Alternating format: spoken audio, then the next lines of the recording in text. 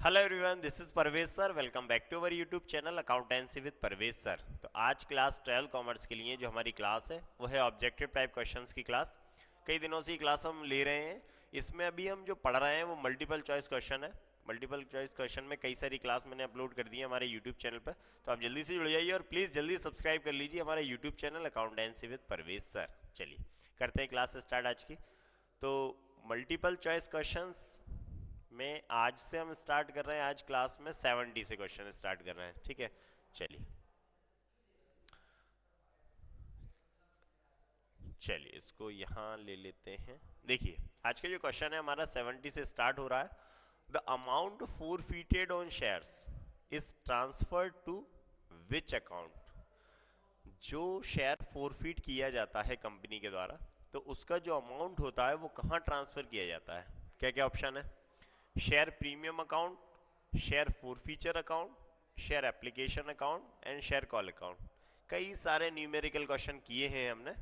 जब भी कोई शेयर फॉरफीट किया जाता है तो जो अमाउंट उस शेयर होल्डर ने कंपनी को दे दिया था उसको फॉरफीट किया जाता है और उसको ट्रांसफर कहाँ करते हैं हम? शेयर फॉरफीचर अकाउंट में, ठीक है ना।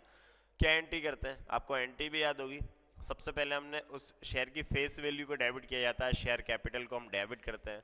फिर वो अमाउंट क्रेडिट करते हैं जो उसने नहीं दिया था। जैसे उसने फर्स्ट कॉल नहीं दिया तो to share first call, second call नहीं दिया तो टू शेयर सेकंड कॉल। इसके बाद जो अमाउंट उसने दिया था वो हम उसको फोरफीट करते हैं, उसे लिखते हैं टू शेयर फॉरफीचर अकाउंट। तो वो अमाउंट जो फोरफीट किया जाता है वो कहाँ ट्रांसफर किया जाता है? शेयर फॉरफीचर में। तो हमारा जो ऑप्शन है वो है बी, आंसर हमारा शेयर फॉरफीचर अकाउंट, ठीक है ना। तो the amount forfeited on shares is transfer to which account. जो फॉरफीटेड वाला अमाउंट होता है वो कहाँ ट्रांसफर करते हैं हम? शेयर फॉरफीचर अकाउंट में, ठीक है। आंसर क्या कहलाएगा हमारा? 70 का बी। चलिए आगे बढ़ते हैं। 71, on reissue of forfeited shares where is the balance of share forfeiture account transferred. देखिए जब हम शेयर को रीइश्यू किया जाता है, जो फॉरफीटेड शेयर है उन्हें हम जब रीइश्यू करते हैं तो रीइश्यू में क्या होता है कि जो फॉरफीचर वाला अमाउंट होता है उससे तो हम डिस्काउंट देते हैं अगर कंपनी ने रीइश्यू किया है डिस्काउंट पे। इसके बाद भी अगर कोई हमारा फॉरफीचर वाला अमाउंट बचता है कंपनी के पास तो उसको ट्रांसफर कहाँ किया जाता है? कैपिटल रिजर्व अकाउंट में। क्लास एंट्री करते हैं हम रीइश्यू के बाद, share forfeiture account debit to capital reserve account. तो हम कहाँ ट्रांसफर करेंगे? कैपिटल रिजर्व अकाउंट में। ऑप्शन है हमारे शेयर कैपिटल नहीं, शेयर अलॉटमेंट नहीं, पी&एल नहीं। आंसर कहलाएगा हमारा डी, कैपिटल रिजर्व अकाउंट। तो जो रीइश्यू पर फोरफिटेड शेयर, जो फोरफिटेड शेयर को रीइश्यू किया जाता है तो जो बैलेंस बचता है शेयर फॉरफीचर का बैलेंस, जो बैलेंस बचता है वो कहाँ ट्रांसफर किया जाता है? कैपिटल रिजर्व अकाउंट में, ठीक है। चलिए 71 का आंसर क्या हुआ? D. Next, debenture holders receive in consideration for debenture. तो डिवेंचर होल्डर्स को डिवेंचर के बदले में क्या मिलता है? डिविडेंड नहीं मिलता, प्रॉफिट नहीं मिलता, उनको मिलता है इंटरेस्ट। क्योंकि डिवेंचर होल्डर कंपनी के क्रेडिटर्स है और डिवेंचर के बदले कंपनी उनको इंटरेस्ट देती है। तो क्या मिलेगा? इंटरेस्ट। हमारा आंसर क्या कहलाएगा? बी। तो डिवेंचर होल्डर्स को डिवेंचर के बदले में डिवेंचर का इंटरेस्ट मिलता है। चलिए ये कंप्लीट हुआ। इसके आंसर आप नोट कर लीजिए। तो 70 का है शेयर फॉरफीचर बी, 71 का डी एंड 72 का बी, ठीक है। इसका स्क्रीनशॉट ले लीजिए, इसका नोट कर लीजिए। आगे बढ़ते हैं। नेक्स्ट 73, ठीक है। देखिए काइंड्स ऑफ डिवेंचर इज या आर। काइंड्स ऑफ डिवेंचर कितने तरह के होते हैं? सिंपल सी बात है, 4 तरह के डिवेंचर होते हैं, ये आपको याद रखना है। ऑप्शन क्या है? 1, 3, 4, 2। तो आंसर क्या कहलाएगा हमारा? सी, 4। डिवेंचर के काइंड्स कितने, डिवेंचर कितने तरह के होते हैं? 4 तरह के होते हैं, याद रखना। Next, debenture holders of a company are. अब डिवेंचर होल्डर कंपनी के क्या कहलाते हैं? ओनर्स तो नहीं होते, शेयर होल्डर्स तो नहीं होते, क्या होते हैं? क्रेडिटर्स। आप याद रखें, अभी मैंने बताया था इससे पहले, डिवेंचर होल्डर जो है वो कंपनी के क्रेडिटर्स हैं, ठीक है। तो आंसर क्या कहलाएगा? ओनर्स नहीं, क्रेडिटर्स। बी वाला आंसर कहलाएगा हमारा क्या? डिवेंचर होल्डर्स कंपनी के क्रेडिटर्स होते हैं, ठीक है, ये आप याद रखेंगे। Next 75, the amount of discount on issue of debenture is. अब जो डिवेंचर पे जो डिस्काउंट दिया जाता है वो कंपनी के लिए क्या है? वो है कैपिटल लॉस, ठीक है ना। क्या है वो? जो डिवेंचर पर कंपनी डिस्काउंट देती है, जब भी डिवेंचर इशू किए जाते हैं, अगर वो डिवेंचर डिस्काउंट पे इशू किए जा रहे हैं तो वो कंपनी के लिए कैपिटल लॉस है, क्योंकि जब भी डिवेंचर का रिडेम्पशन किया जाएगा, कंपनी जब भी डिवेंचर को रीपे करेगी, पेमेंट करेगी, तो फुल फेस वैल्यू पे करेगी। तो जो डिस्काउंट इस टाइम दिया गया है इशू के टाइम में, वो कैपिटल लॉस है। ठीक है, चलिए इसके आंसर देख लेते हैं। तो ये आंसर है हमारे। तो डिवेंचर कितने तरह के हैं? 4 तरह के हैं। 73 का सी, डिवेंचर होल्डर कंपनी के क्रेडिटर्स हैं, और डिस्काउंट जो है इशू ऑफ, तो वो कहलाएगा कैपिटल लॉस। इसका स्क्रीनशॉट ले लें या इसको नोट कर लीजिए। ठीक है, चलिए आगे बढ़ते हैं। नेक्स्ट 76 से, विच item is not a current asset, इनमें से कौन सी करेंट एसेट्स नहीं है? डेटर करेंट एसेट्स हैं, स्टॉक करेंट एसेट्स हैं, आउटस्टैंडिंग एक्सपेंसेस करेंट एसेट नहीं है, ये करेंट लाइबिलिटी होते हैं। ठीक है ना, तो हमारा जो आंसर है वो क्या कहलाएगा? C, outstanding expense. D, prepaid expenses current asset होते हैं। तो 76 का आंसर क्या है? सी, क्योंकि आउटस्टैंडिंग एक्सपेंसेस जो है वो करेंट लाइबिलिटी है, करेंट एसेट्स नहीं है। ठीक है, next, the expenditure incurred on fixed assets is, अब जो फिक्स्ड एसेट्स पर एक्सपेंस किए जाते हैं, जो फिक्स्ड एसेट स्थायी संपत्तियों खरीदने में जो भी एक्सपेंस किए जाते हैं, वो क्या कहलाएंगे? वो कहलाएंगे कैपिटल एक्सपेंडिचर। कैपिटल एक्सपेंडिचर क्यों? क्योंकि फिक्स्ड एसेट्स को बार बार परचेज नहीं किया जाता कंपनी में। तो जो फिक्स्ड एसेट्स हैं वो एक या दो बार ही परचेज की जाती है, तो जो एक्सपेंडिचर किए जाते हैं वो कैपिटल एक्सपेंडिचर कहलाते हैं। ठीक है ना, रेवेन्यू एक्सपेंडिचर वो होते हैं जो बार बार किए जाते हैं, डेफर्ड रेवेन्यू एक्सपेंडिचर नहीं होता है, नन ऑफ दिस। तो आंसर है हमारा ए। चलिए तो इसके आंसर देख लेते हैं। तो 76 का आउटस्टैंडिंग एक्सपेंसेस सी, और 77 का कैपिटल एक्सपेंडिचर। इसको आप नोट कर लीजिए, इसका स्क्रीनशॉट ले लीजिए। आगे बढ़ते हैं। चलिए, इंटरिम डिविडेंड क्या है? Interim dividend paid at the end of the year नहीं। अब इंटरिम डिविडेंड का आप याद रखना है, इंटरिम डिविडेंड दिया जाता है साल के बीच में, मिड में। ठीक है ना, साल के बीच में दिया जाता है। तो आंसर कहलाएगा हमारा पेड द एंड में नहीं दिया जाता, paid at the end of the year from the extra profit नहीं, paid in between the year, ये आंसर हमारा सी है, paid in between the year. Next क्या है? डिविडेंड और प्रीवियस ईयर पे नहीं नहीं नहीं, सी आंसर है हमारा 78 का। इंटरिम डिविडेंड जो है वो साल के दौरान दिया जाता है, बीच में। ठीक है ना, कभी ना शुरू में दिया जाएगा ना आखिरी में दिया जाएगा। Next, the in common size statement the items of incomes in terms of percentage is calculate। अब देखिए, कॉमन साइज स्टेटमेंट में जो इनकम के जो परसेंटेज निकाला जाता है, किस पे निकाला जाता है? सेल्स पे। जो भी इनकम का परसेंटेज निकाला जाता है वो सेल्स पे निकाला जाता है। तो in common size statement the items of incomes in terms of percentage calculated on sales, ये सेल्स पे कैलकुलेट किया जाता है। ठीक, in common size statement the item of assets in terms of percentage calculated, तो एसेट्स का किस पे परसेंट निकाला जाता है? टोटल एसेट्स पे। ये बहुत सिंपल है, इसके क्वेश्चन आप करेंगे तो जितने भी इनकम स्टेटमेंट के क्वेश्चन होते हैं वो सेल्स पे कैलकुलेट किए जाते हैं, और जो भी एसेट से रिलेटेड होते हैं वो टोटल एसेट से कैलकुलेट किए जाते हैं। तो हमारा 80 का आंसर हुआ ए, 79 का हुआ ए, 78 का हुआ सी। चलिए देख लेते हैं आंसर इसके। तो 78 का है C, paid in between the year, ठीक है। 79 का सेल्स, ठीक है, और 80 का टोटल एसेट्स को नोट कर लीजिए आप, ये इसका स्क्रीनशॉट ले लीजिए। चलिए आगे बढ़ते हैं। Next, the following is not a tool of analysis of financial statement, इनमें से फाइनेंशियल स्टेटमेंट का कौन सा टूल नहीं है? फाइनेंशियल स्टेटमेंट का कौन सा टूल नहीं है? सिंपल सा है, कंपैरेटिव स्टेटमेंट है, कॉमन साइज स्टेटमेंट है, रेशियो एनालिसिस है, ट्रायल बैलेंस नहीं है, सॉरी ट्रायल बैलेंस नहीं है। तो हमारा जो 81 का आंसर होगा वो क्या होगा? 80A। ठीक है ना, द फॉलोइंग, ये फाइनेंशियल स्टेटमेंट का जो एनालिसिस किया जाता है वो ट्रायल बैलेंस से नहीं किया जाता। ठीक है, तो आंसर हमारा 81 का A. Next, in gross profit ratio relation of gross profit is established with, gross profit ratio में ग्रॉस प्रॉफिट का रिलेशन कहाँ से है? टोटल कैपिटल से नहीं, वर्किंग कैपिटल नहीं, नेट सेल्स। तो आंसर क्या है हमारा? C, net sales. जितने भी ग्रॉस प्रॉफिट होते हैं रेशियो वो नेट सेल्स पे ही निकाले जाते हैं। फॉर्मूला क्या है ग्रॉस प्रॉफिट रेशियो का? Gross profit upon net sales into 100, simple है। तो in gross profit ratio relation of gross profit is established with gross profit किस पे निकाला जाएगा? नेट सेल्स पे, ठीक है। Next, in quick ratio quick assets is, अब क्विक रेशियो में क्विक एसेट्स क्या है? ओनली कैश है क्या? Cash and bank, net current assets, या करेंट एसेट्स माइनस स्टॉक? हाँ, ये है क्विक एसेट्स, ठीक है ना। देखिए आंसर क्या कहलाएगा? डी, क्योंकि क्विक रेशियो में क्विक एसेट्स निकालना होती है। क्या फॉर्मूला है? सिंपल सा, quick ratio equal quick assets upon current liabilities, quick assets upon current liability. तो क्विक एसेट्स कैसे निकाली जाती है? करंट एसेट्स में से अगर हम स्टॉक को माइनस कर देते हैं तो वो क्विक एसेट्स हो जाती है, ठीक है। तो क्विक रेशियो में जो क्विक एसेट्स है वो है current assets minus stock. Answer क्या कहलाएगा? डी। चलिए देख लेते हैं।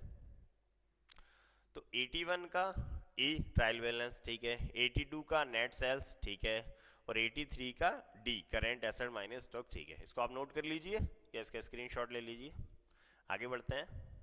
चलिए 84 से स्टार्ट करते हैं हम।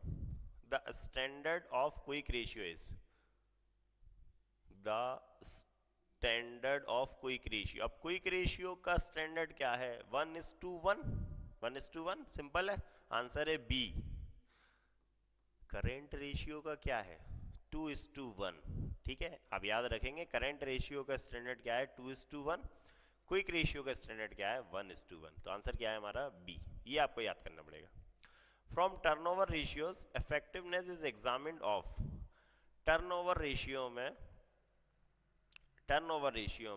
इफेक्टिवनेस इज एग्जामिन्ड, तो किस पे टर्नओवर रेशियो किस पे निकाले जाते हैं? लायबिलिटीज, असेट्स, रेवेन्यू, या नन ऑफ दीज। तो टर्नओवर रेशियो जितने भी होते हैं, जैसे stock turnover ratio, debtors turnover ratio, तो ये जितने भी टर्नओवर रेशियो होते हैं वो कहीं पे होते हैं? रेवेन्यू पर, ठीक है ना। रेवेन्यू, शायद मेरे को रेवेन्यू लग रहा है, एक मिनट देख लेते हैं। एसेट्स तो नहीं है कहीं, none of these, sorry none of these है इसका, रेवेन्यू नहीं है। इसका आंसर है हमारा नन ऑफ दीज। इसमें मैं कंफ्यूज हो गया। From turnover ratio effectiveness is examined, देखिए क्योंकि लायबिलिटीज नहीं है, असेट्स नहीं है, रेवेन्यू नहीं है, इनमें से नन ऑफ दिस। क्योंकि टर्नओवर रेशियो जो होते हैं generally stock turnover ratio, debtors turnover ratio होते हैं, तो वो इनमें से नहीं है, ठीक है। चलिए नेक्स्ट, इफ करेंट लायबिलिटीज इस ₹3 लाख, अच्छा इसको तो कैलकुलेट करना पड़ेगा, इसको इधर ले लें क्या हम? चलो इधर ले लेते हैं। If current liability is ₹3 lakh and current ratio is 1.5:1, then current assets will be, इसको हम कैलकुलेट कर लेते हैं। देखिए करेंट लायबिलिटी है 3 लाख, करेंट रेशियो दिया है 1.5:1, देन करेंट एसेट, तो हमें करेंट एसेट निकालना है। पहले तो ये इसके लिए जगह मैं यहीं ले लेता हूँ। देखिए पहले तो हम बात करें कि फॉर्मूला क्या होगा करेंट रेशियो का। देखिए current ratio equal current assets upon current liabilities, ठीक है। तो करंट रेशियो का फॉर्मूला क्या है? Current assets equal current liability. अब हमें करंट रेशियो दिया हुआ है, तो करंट रेशियो जो दिया हुआ है वो कितना है? करंट रेशियो है हमारा 1.5, ठीक है, इक्वल 1.5:1 है, तो अपॉन में कर दिया मैंने। करंट एसेट्स, तो करंट एसेट्स नहीं दी हमें, सॉरी दोबारा लिख देते हैं, current assets upon current liability दी हुई है 3 लाख। मेरे पास जगह नहीं है इसलिए मैंने यह लिख दिया, तो इसको भी थोड़ा ऊपर कर देता हूँ, 1.5/1, ठीक है ना। अब हम क्या करते हैं, देखिए हमारे पास क्या दिया हुआ है? करंट लायबिलिटी दी हुई है 3 लाख, करेंट रेशियो दिया हुआ है 1.5:1, मतलब करेंट रेशियो जो है उसका फॉर्मूला क्या होता है? Current assets upon current liability. तो current assets upon current liability हमने फॉर्मूला लगाया current ratio equal current assets upon current liability. तो करेंट रेशियो दिया है 1.5:1 को मैं नीचे ले लिया, करेंट एसेट्स और करेंट लायबिलिटी। अब हम क्या करते हैं? करेंट एसेट्स लिखते हैं यहाँ पे, करेंट एसेट्स, ठीक है। तो करेंट एसेट्स इसको यहाँ ले लेते हैं 3 लाख इंटू, और इसको यहाँ ले लेते हैं 1.5। तो 3 लाख इंटू 1.5 करेंगे तो करेंट जो एसेट्स आएंगी वो कितनी आ जाएंगी हमारी 4,50,000, ठीक है ना। इसका मल्टीप्लाई कर देंगे 3 लाख का 1.5 में, तो 3 लाख का 1.5 में मल्टीप्लाई करेंगे तो कितना हो जाएगा 4,50,000। तो हमारी जो करेंट एसेट्स आएंगी वो कितनी आएंगी, सी आंसर हो जाएगा हमारा 4,50,000। तो वो ये कह रहे थे अगर करेंट लाइबिलिटी 3 लाख है और करेंट रेशियो 1:5:1 है तो करेंट एसेट्स कितनी होंगी, तो 1.5 मतलब 1.5 गुना, ठीक है ना। तो करेंट लाइबिलिटी 1 है तो करेंट एसेट्स 1.5 गुना है, ठीक है। तो हमने इसका मल्टीप्लाई कर लिया 1.5 से 1.5 से, तो 1.5 से किया तो करेंट एसेट्स कितनी आ गई हमारी 4,50,000, ठीक है। इसको चाहो तो आप नोट कर लेना। चलिए इसके आंसर देख लेते हैं। तो 84 का क्विक रेशियो जो है 1:1 है। टर्नओवर रेशियो में आंसर था हमारा डी, नन ऑफ दीज। और 86 में जो करंट एसेट्स है हमारी 4,50,000, इसको आप नोट कर लीजिए, ठीक है। चलिए आगे बढ़ते हैं। नेक्स्ट चलो इसको ले लेते हैं। The meaning of word cash in cash flow statement. अब कैश फ्लो स्टेटमेंट में कैश का मीनिंग क्या है, तो कैश का मतलब होता है कैश एंड कैश इक्विवेलेंट, ठीक है ना। आंसर देख लेते हैं। कैश इन हैंड नहीं, cash in hand and cash at bank नहीं, कैश एंड कैश इक्विवेलेंट, हाँ ये जो हमारा 87 का आंसर होगा वो होगा सी। तो कैश फ्लो स्टेटमेंट में कैश का मीनिंग है कैश एंड कैश इक्विवेलेंट, ठीक है ना। चलिए next 88 the accounting standard related to cash flow statement is. अब अकाउंटिंग रेशियो, अकाउंटिंग स्टैंडर्ड कौन सा लगता है कैश फ्लो स्टेटमेंट में, सिंपल है AS3। तो अकाउंटिंग स्टैंडर्ड 3C 88 में, ये तो आपको याद ही होगा, सिंपल सा है। तो the accounting standard related to cash flow statement, cash flow statement में कैश जो अकाउंटिंग स्टैंडर्ड होता है वो होता है 3। चलिए ये हो गया कंप्लीट। इसके आंसर देख लेते हैं। तो 87 का हो गया C, cash and cash equivalent asset, and 88 का क्या हो गया अकाउंटिंग स्टैंडर्ड 3, ठीक है। चलिए आगे बढ़ते हैं। Among the following which is a non cash item, इनमें से कौन सा नॉन कैश आइटम है। एनुअल डेप्रिसिएशन, सबसे पहले यही दिया हुआ है, एनुअल डेप्रिसिएशन यही है non cash item. Payment of tax नहीं है, पेमेंट ऑफ इंटरेस्ट नहीं है, नहीं ये आंसर हमारा 89 का क्या है A. Depreciation is non cash item, non cash item, क्योंकि डेप्रिसिएशन में ना तो पैसा आता है ना पैसा जाता है। तो नॉन कैश आइटम क्या है, एनुअल डेप्रिसिएशन। 89 का आंसर क्या कहलाएगा ए, ठीक है। Next among the following which is not a use of cash, इनमें से किस में कैश का यूज नहीं होता, कैश का यूज नहीं होता, कैश कहाँ नहीं जाएगा। पढ़ लेते हैं option. Increase in long term loan, long term loan बढ़ेगा, लॉन्ग टर्म लोन बढ़ेगा तो उसमें कैश का यूज नहीं होगा, पहला तो आंसर तो यही है। रिडेम्पशन और डिवेंचर में कैश का यूज होगा, परचेज इन्वेस्टमेंट होगा, नहीं आंसर है हमारा ए 90 का, increase in long term loan, क्योंकि लॉन्ग टर्म लोन इंक्रीज होते हैं तो उसमें कैश का यूज नहीं होगा, तो आंसर हो गया ए। चलिए देख लेते हैं। तो 89 का आंसर हमारा एनुअल डेप्रिसिएशन है, ठीक है, और 90 का क्या है A, increase in long term loan. तो ये हमारी कंप्लीट हुआ आज की क्लास। 90 तक ही क्वेश्चन थे मल्टीपल चॉइस के। चलिए तो इन सभी क्वेश्चंस की क्लास मैंने अपलोड कर दी है, इसकी अलग से एक प्लेलिस्ट बनाई है मैंने क्लास 12 कॉमर्स के लिए ऑब्जेक्टिव टाइप क्वेश्चंस की, तो वहां से आप जाके फर्स्ट से लेकर 1 से लेकर 90 तक के मल्टीपल चॉइस कर सकते हैं। ये आज हमारी लास्ट क्लास थी मल्टीपल चॉइस क्वेश्चंस के लिए।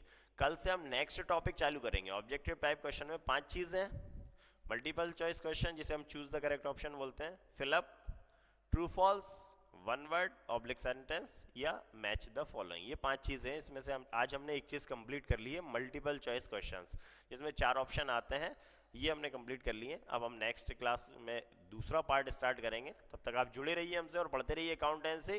मिलता हूँ मैं नेक्स्ट वीडियो में फिर से कुछ नए टॉपिक लेकर, और जल्दी से सब्सक्राइब जरूर कर लें हमारा YouTube channel accountancy with Parvez sir. Thank you and good bye.